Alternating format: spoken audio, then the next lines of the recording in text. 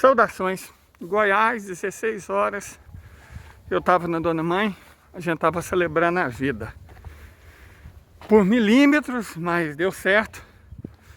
Meu irmão escapou da amputação e o médico, ao invés disso, resolveu receitar um antibiótico, digamos, um pouco mais violento. Vamos ver se vai dar certo. Deu mais um mês. E minha irmã recuperou um carro que, né, da história de quando eles roubaram as minhas terras em Alto Rio Doce. Minha irmã conseguiu pelo menos reaver o carro dela. Então até comprei um vinho Mioranza, R$12,99 na super promoção. Não é um Cabernet Sauvignon, Pinot Noir, mas é um vinho bom pra você colocar com um cubo de gelo e comer, tomar com comidinhas, né, que Dona Mãe fez. E ontem, acabei ganhando Pix, que me permitiu fazer essa pequena celebraçãozinha. Só eu, minha mãe, minha irmã e meu irmão. Mas eu ganhei um presente que eu tenho que comentar, que vai me ajudar muito, muito, muito, muito mesmo. Um curso de russo. Eu falo de geopolítica. Eu sei o suficiente russo para não passar fome. Eu aprendi quando eu fiquei um tempo na Rússia. Então eu sei no Quirguistão, eles falam russo também. Então eu sei o suficiente para não passar fome. Mas evidentemente saber o suficiente para não passar fome, saber ler o alfabeto, saber escrever no alfabeto, não é o suficiente para quem discute geopolítica. Certo? Não é o suficiente. Aí meu irmão, o que trabalha no na Caixa Econômica Federal em Brasília, me deu um curso de russo. Cara, eu tô muito feliz. Eu tô indo inclusive lá para casa para pegar os dados e tal, né, fazer matrícula, essas coisas tudo. E quando eu tive, noutra fase da minha vida, né, porque o PT destruía a vida da gente, eu podia viajar e ter coisas, eu comprei gramática, eu comprei dicionário, eu comprei método. Mas aí aconteceu uma coisa que não foi bem esse problema de ter roubado minha terra, foi antes disso. Aconteceu uma coisa que me deixou imensamente mal, muito mal, muito mal. Me destruiu, não vou mentir para vocês não, me destruiu. Mas a plástica cerebral funciona assim, né? Depois de uma certa idade você só muda se o cérebro sentir que essa é a única opção que você tem. Então esse evento, eu gostava de línguas. Inclusive, eu não digo escrever, não, porque tem a gramática, aquela coisa, né? Mas ler, eu leio em francês, leio em italiano, leio em catalão, espanhol, leio em inglês, leio básico em sueco, leio em occitano, eu sei que não serve muito, mas eu leio em italiano, mas eu me interessava assim superficialmente, nunca cheguei a estudar mesmo, sabe? Nunca cheguei a estudar. Mas eu gostava. E quando aconteceu essa coisa, cuja culpa foi inteiramente minha, só para ficar claro, a gente desanima, né? Quando acontecem algumas coisas terríveis, parte da gente morre. Cara, isso me lembra a minha infância. Essa manga é a comum. Primeira manga madurar. E aquelas maduras que o periquito já achou é a famosa manga temporona. Cara, era um sonho quando eu morava na roça e tinha dessas mangas. Mas enfim, uma parte de mim tinha morrido. E é impressionante ver que renasceu, né? Que agora eu vou voltar a estudar línguas agora com seriedade. Porque eu penso que se souber de fato falar, escrever e ler em russo, eu posso melhorar a contribuição que eu tento dar, certo? Porque aí fica mais fácil para mim, sabe? Principalmente questão de vídeo, porque para ler tem inteligência artificial. O que está disponível na internet é inteligência artificial. Mas a questão maior são os vídeos, as entrevistas. Para isso, você tem que saber falar o idioma. E meu irmão teve a percepção de que era uma oportunidade. Mas você não quer aprender russo, não? Eu falei, vai querer, eu quero, né? Mas, eu não. Deixa eu dar um curso. Aí, tô indo para casa fazer os trâmites burocráticos. E hoje mesmo já quero começar a estudar russo. Sábado normalmente eu não faço live. E esse sábado em particular, assim que eu chegar lá em casa, tomar aquele banho, né? E vou estudar russo. Vou começar a estudar russo. Eles disseram que em 7 meses você já tem o suficiente para conversação, para entender, né? Para ter uma compreensão boa do idioma. Nós estamos no mês 7. 7 meses seria o mês 2, fevereiro. Então eu tenho a expectativa de até fevereiro, então, é claro, não fluente, né, mas no nível de compreensão boa do russo. Pera aí, vou ter que desligar por questão de direito autoral. Cara, mas pelo menos essas flores eu tenho que mostrar, eu gosto de flor, né? Vamos torcer para não dar direito autoral, né? Mas voltando ao assunto, então, eu estou muito feliz, eu estou muito satisfeito, porque é uma oportunidade de crescer e naquilo que eu me propus a fazer. Eu quero, quando meu cérebro consegue fazer algumas coisas de uma vez, se for no mesmo sentido. Então, eu quero ver se eu estudo chinês também. Chinês eu sei que leva anos. Chinês eu sei que leva anos. Mas russo, eu tenho uma noção boa de latim. E pelo que eu entendo, ela é uma língua do tipo reflexiva. Então tem mais ou menos a mesma lógica do latim. Então acho que rola, eu consegui aprender o básico até fevereiro. Depois é só praticar, né? O processo é contínuo. Mas o interessante do método, de você chegar no momento que você consegue ouvir as entrevistas, entender e ver, entender, é que, bom, aí o acesso de coisas que eu posso comentar aumenta muito, certo? Eu vou ter acesso a muito mais coisas, muito mais informação, e sem necessidade de intermediário. Acho que isso é uma contribuição muito importante para o canal e para aquilo que eu me proponho,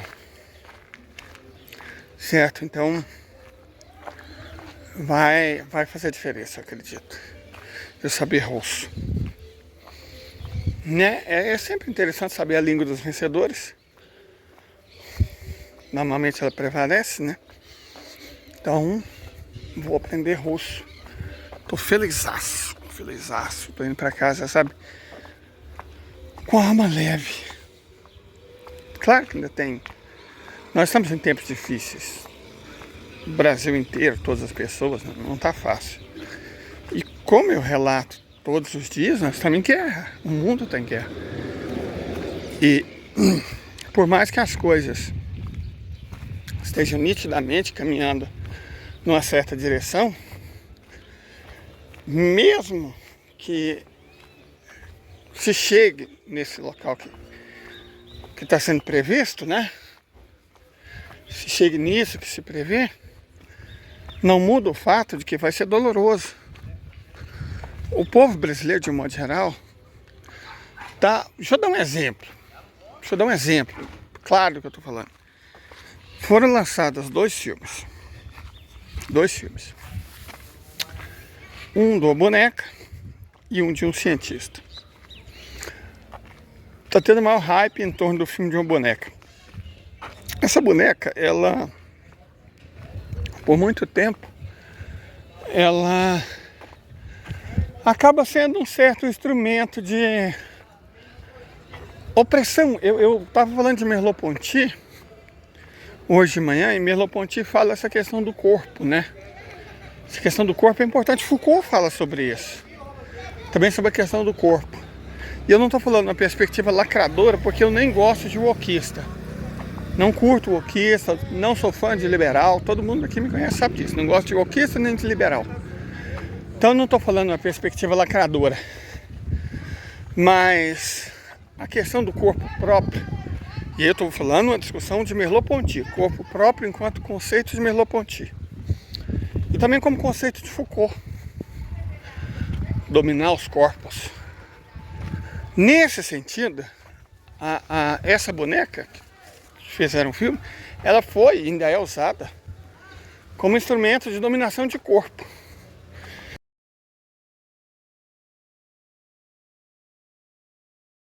Apresenta-se um corpo ideal de mulher, que como ideal, e aí, cara, eu não curto Platão, certo? Na verdade, o Ocidente começou com dois grandes erros: Sócrates e Platão. Concordo com Nietzsche que Sócrates foi um erro grande, e Platão foi um erro ainda maior. A noção do ideal, a ideia de que era possível a perfeição. A ideia de que é possível a perfeição ele tirou, evidentemente, da matemática, né? A Academia de Platão tinha como mote para os seus frequentadores o domínio da matemática. E a ideia da perfeição, evidentemente, foi tirada disso, de matemática, de geometria, trigonometria. Eles quiseram aplicar um conceito matemático até o padrão de beleza, ao entendimento do mundo. O que é uma bobagem, cara. Essa busca por perfeição é horrível. E a cara do Ocidente, que não tem nem equilíbrio. Pensar o princípio oriental de yin e yang, não tem nem equilíbrio. Tá certo ou tá errado. Ou é perfeito ou não é imperfeito. E tudo que não é perfeito é imperfeito. Só tem uma coisa certa, todo o restante é errado. Se você for parar para analisar, a lógica do islamismo e do cristianismo, ou da religião praticada pelos evangélicos, é essa, cara. Nós estamos certos, todo o restante está errado. Por estarmos certos, nós temos determinados direitos, que depois eles convertem em deveres e obrigações. E esmagar o que está errado, que passa a ser visto como feio, é um desses deveres e obrigações. E é a causa de muito horror e iniquidade. Uma crença, uma convicção que se crê certa e, portanto, tem direito até de vida sobre os crentes e convictos de outros modos de pensamento, de vida. Então, cara, não sou mesmo fã de Platão, mas não sou mesmo, muito menos de Sócrates. Certo? Então, quando eu falo dessa questão do ideal, eu estou fazendo uma crítica ao princípio do ideal platônico, certo? De que existe a perfeição. Perfeição é uma ideia horrível. E a ideia de que a perfeição possa ser cobrada ou alcançada é mais horrível ainda. Nós estávamos falando de mídia, de propaganda, também no sentido de Walter Benjamin, e é nesse sentido. Você vende um ideal de perfeição que não pode ser alcançado. É uma propaganda antipropaganda. Você fala, ó, temos um ideal de perfeição. É a boneca. Ela é perfeita. Só que ela é impossível naquelas dimensões, naquelas proporções matemáticas, como se ela fosse feita para ser impossível. Ela foi feita para ser impossível. E com isso, as meninas olham aquilo e falam, porra, eu não sou daquele tipo. Porque nem toda menina é loira, nem toda menina é rica, nem toda menina tem olhos azuis, nem toda menina tem aquela cintura, aquele quadril, aquelas proporções. É feito para não ser alcançado. Então isso gera frustração. Então essa boneca foi, de certa forma, um instrumento de opressão. certo? E aí eu estou discutindo, repito, não na perspectiva wokista, de forma alguma. Estou discutindo na perspectiva filosófica, de controle do corpo, Foucaultiana, e da noção de corpo estendido, corpo próprio estendido, de Merleau-Ponty. É um inalcançável. E por isso a propaganda, no sentido benjaminiano, né, Escola de Frankfurt, vendeu uma coisa que não existe. Toda propaganda, como nós dissemos de manhã, é mentirosa. A essência da propaganda é a mentira. A ideia da propaganda é mentir. E a propaganda, a mídia, ela deixa infeliz porque a infelicidade gera vendas. Se você cria um padrão de beleza inatingível, de pele, cabelo, dente, ossos, aparência, você torna todas as pessoas que não estão dentro desse padrão, e é impossível estar dentro de todos os padrões. Um pouco você tem a altura certa, mas você não tem um peso. Você tem a altura e o peso, mas tem a cor. Tem a altura, o peso e a cor, mas tem o cabelo, tem a pele, tem os dentes, seus olhos. Então você cria fissura na imagem das pessoas. E a questão da imagem, cara, ela é muito importante. Ela é muito importante, ela faz a pessoa se perder. O mito grego, né? De... Quem foi, gente? Só um momento aqui, me deu branco. Pós-Covid é tenso. Narciso. É que Narciso acha feio, que não é espelho. Como Caetano já havia. Claro, Caetano, né? Falado lá atrás. Então nós temos uma sociedade de narcisistas. Não só narcisismo enquanto morbidade psicológica ou mesmo psiquiátrica, mas narcisismo enquanto ideal. Certo? Você quer ser bonito. Você quer ser admirado pelo seu exterior. E isso vende demais, gente. A insatisfação vende muito, vende muito. Porque você vende maquiagem, você vende batom, você vende academia, você vende dieta, você vende shampoo, você vende roupa, você vende sapato, certo? E não é todo mundo que tem acesso a isso. E a ideia é exatamente essa. É exatamente essa. Você nega, pelo não acesso à beleza, mais do que a cidadania.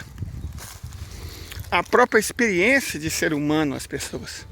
A experiência de ser um humano normal é negada à grande maioria das pessoas. Porque quantos são padrão? Quantas pessoas são padrão? Até que idade você pode ser padrão? Até que idade um homem pode aspirar a ser padrão? 40 anos? E uma mulher 30, 35? Depois se torna velho, você já sai do padrão? Até que peso? Até que altura? Até que tom de pele? Até que cor do cabelo? Até que forma?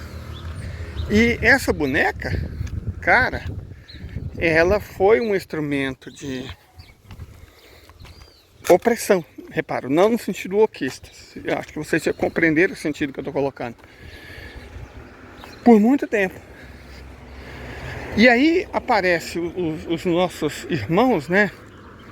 Os conservadores, os neopentecostais, crentes, fãs da teologia da libertação. Libertação não, perdão. Não estou falando de liberdade, é da prosperidade.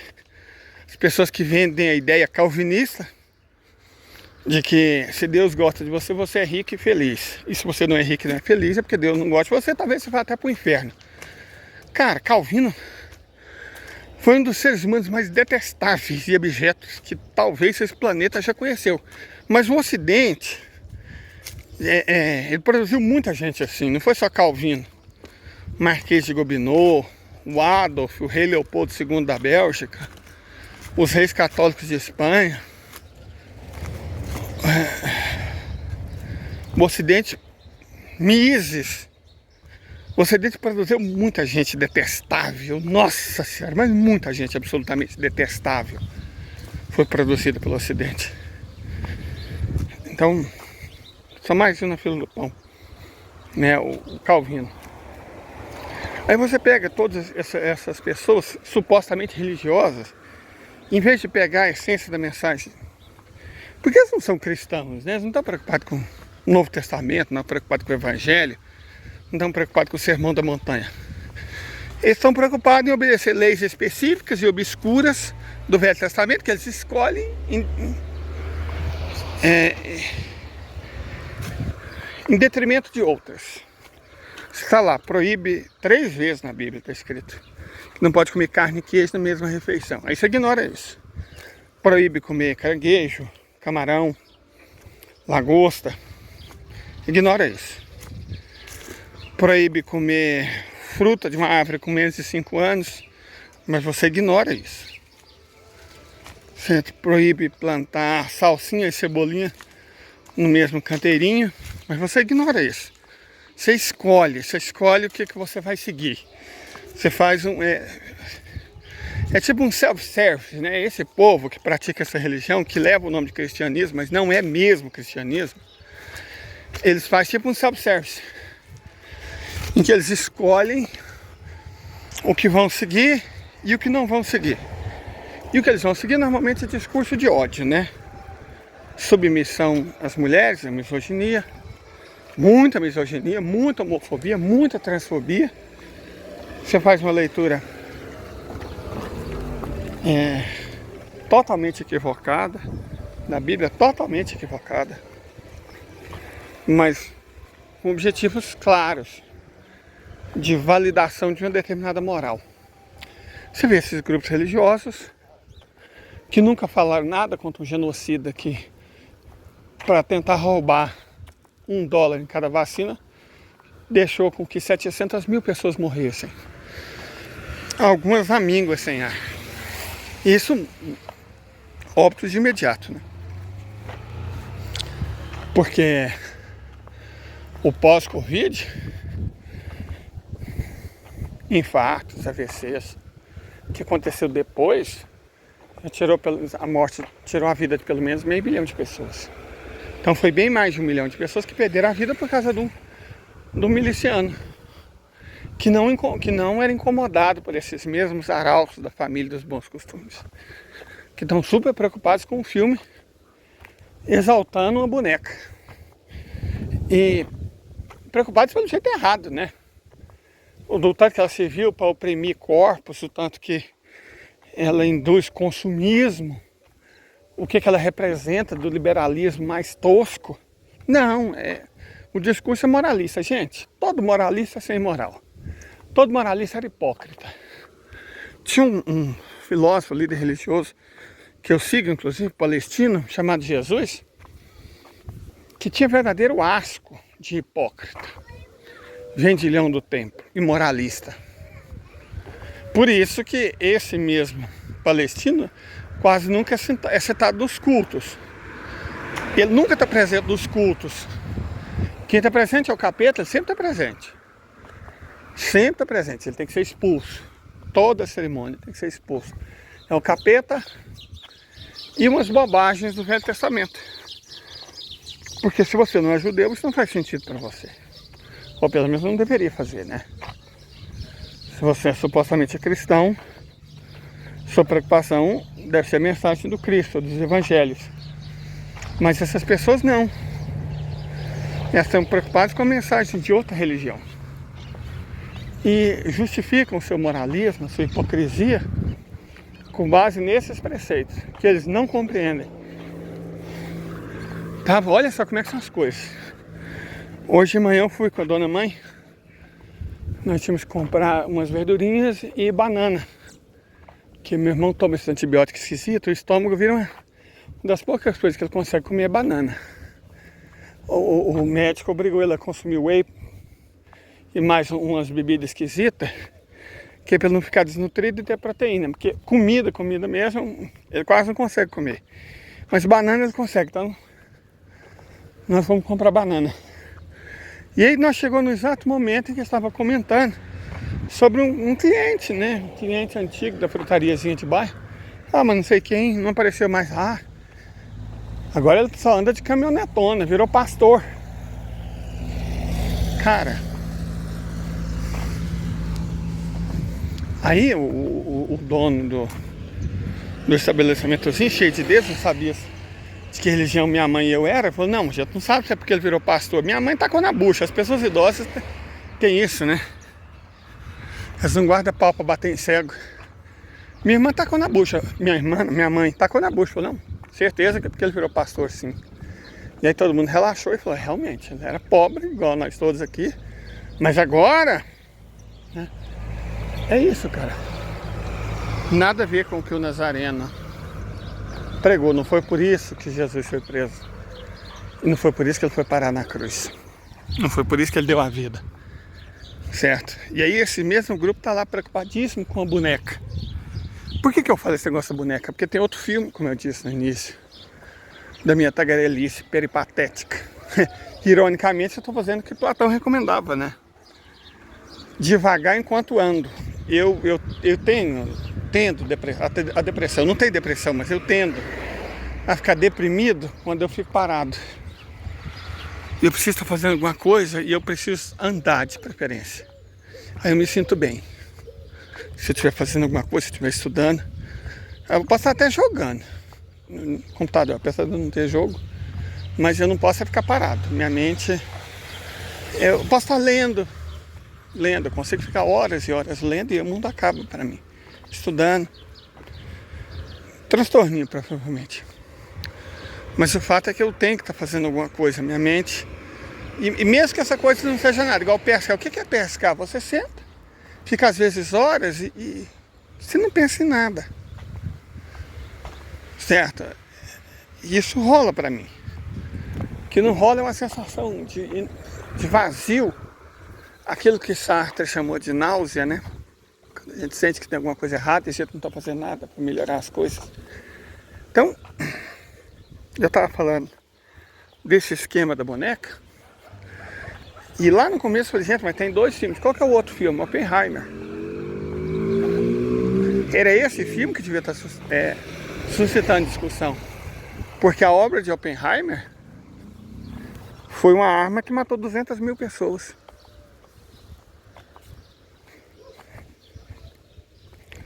Tirar a vida de 200 mil pessoas, quase todas inocentes, civis, mulheres, crianças, idosos, doentes. Tirar a vida de 200 mil pessoas é que deveria estar sendo o debate. O debate deveria ter sido Oppenheimer. Por que os crentes, os moralistas, os hipócritas estão tão preocupados assim com uma boneca e não dão um pio sobre o homem que, amando de uma potência, fez uma arma que matou mais de 200 mil pessoas? A discussão deveria ser essa. Essa é a discussão. Tem justificativa para você tirar a vida de 200 mil inocentes? Em questão de segundos? Qual que é a responsabilidade moral de um homem que lidera um projeto desse?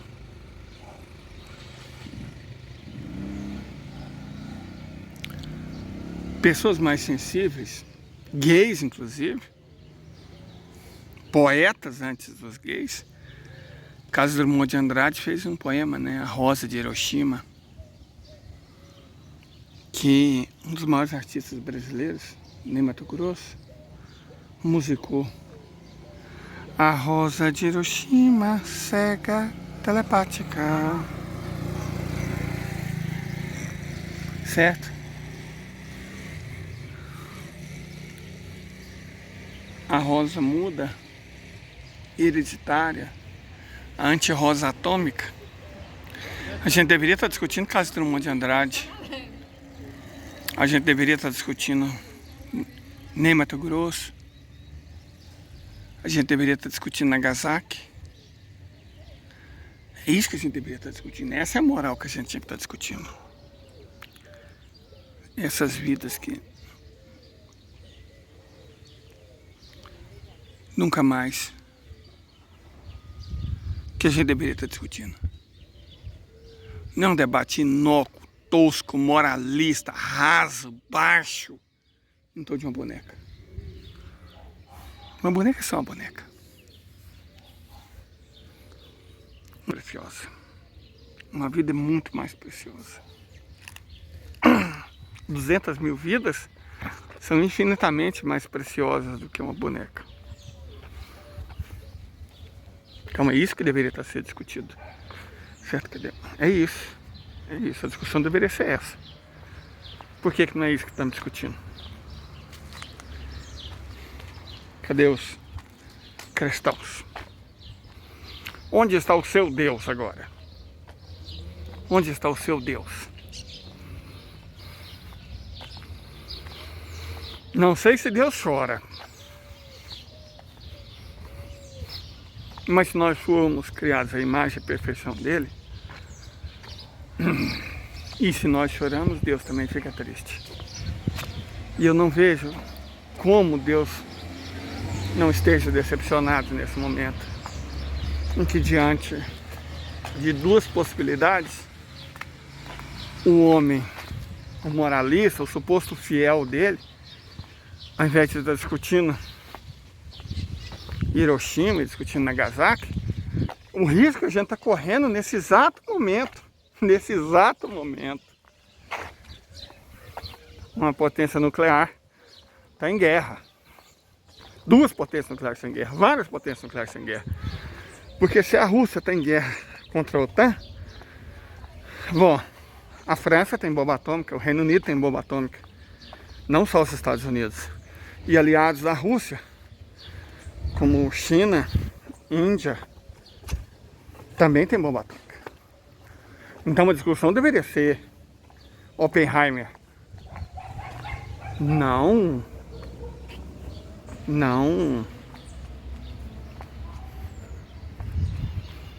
é uma boneca.